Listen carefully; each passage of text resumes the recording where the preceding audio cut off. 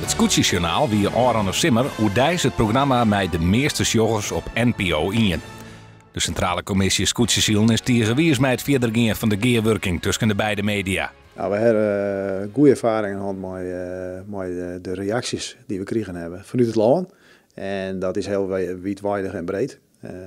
Van jeugd tot oudere mensen.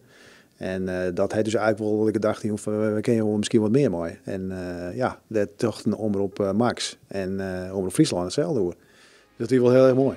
De SKS verwacht dat er door dit Scootjesjournaal meer publiek op de wedstrijd nakomt. En er binnen er meer die er zouden denken. Het wie een bopperslag, want echt alle mensen binnen enthousiast. Max is enthousiast, de SKS is enthousiast, wij binnen enthousiast.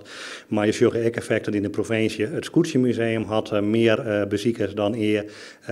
En ik denk dat er takom hier meer mensen naar het Scootjesielen komen te zien. Maar de partners zorgen ook verder vooruit. Het wichtigste punt van de SKS is dat wij aandacht hebben voor het behoud van het Friese scootje. En dat doen we door middel van het organiseren van wedstrijden. Maar dat is wel de basis van waar we komen. Het mooie is dat Max ik ooit heeft dat ze nog meer aandacht aan willen aan die historie van de SKS en de verhalen van de skippers.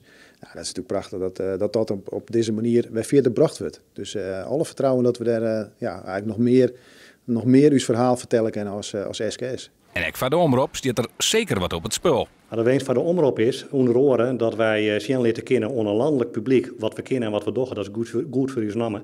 En aan de andere kant hebben we te krijgen maar 4 bezuinigings. En dit binnen grote projecten, dure projecten, die we op de lange termijn alleen nog dwang kennen maar type van partners.